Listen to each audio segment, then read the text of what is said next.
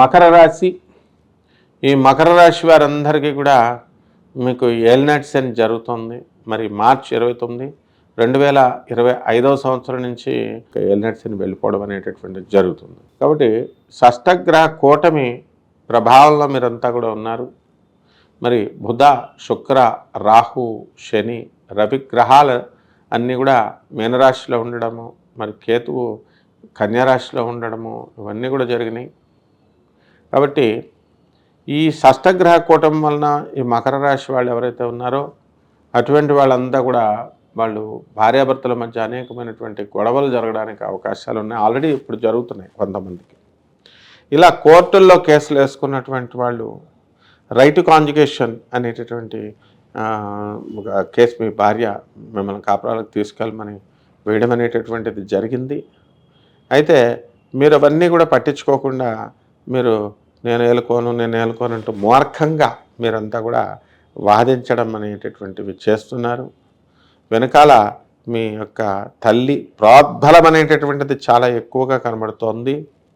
కాబట్టి మా బంధువులు అంతా కూడా వస్తున్నారు మీటింగులకి అని చెప్పేసి వదిలించుకోవాలని ఇలా అనేక రకాల ప్రయత్నాలు మీరు చేస్తున్నారు. కానీ జిడ్డుగా ఇక ఆ కార్యక్రమాలు అవ్వడం లేదు, అవి ఎండప్ అవ్వడం లేదు.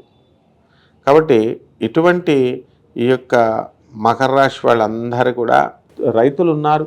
వీళ్ళు వ్యవసాయాలు బాగా చేశారు. మరి మే 30 వరకు వీళ్ళకి ఆదాయాలు రావడానికి, బాగా పంటలు రావడానికి అవకాశాలు ఉన్నాయి. ఆ తర్వాత ఈ యొక్క షష్టగ్రహ కూటమి ప్రభావం తర్వాత మా ఏప్రిల్ 2వ వారం నుంచి వీళ్ళంతా కూడా నోటికి సంబంధించినటువంటి వ్యసనాలకి, దుర్వ్యసనాలకి అలవాటైపోవడానికి అవకాశాలు ఉంటాయి.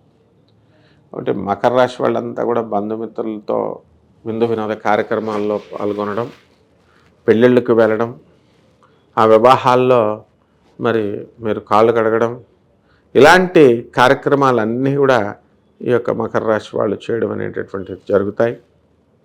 బెట్టింగ్స్లోకి వెళ్ళి గతంలో ధన నష్టం చేసుకున్నారు మీరు. అటువంటి నష్టాన్నంతటినీ కూడా భర్తీ చేసేటటువంటి దిశగా మీరు ప్రయత్నాలు అనేటటువంటివి చేస్తారు. కొత్త కొత్త ఆలోచనలు మీకు రావడం జరుగుతాయి. కొత్త కొత్త వ్యాపారాలు మనం పెట్టాలి అనేటటువంటి ధోరణితో మీరు ప్రయత్నాలు చేస్తారు. ఈ విధంగా ఈ యొక్క మకర రాశి వారి విద్యార్థులు మరి మే 30, 2025 సంవత్సరం వరకు విద్యార్థులు బాగా చదవడం జరుగుతుంది. ఆ తర్వాత వీళ్ళంతా కూడా నెగ్లిజెన్స్ అనేటటువంటివి జరుగుతాయి. కాబట్టి పరిహారాల దగ్గరికి వచ్చేసరికి మకర రాశి వాళ్ళకి ఏలినాటి శని మరి జరుగుతుంది. కాబట్టి శని జపం చేయండి, శని స్తోత్రాలు చదవండి.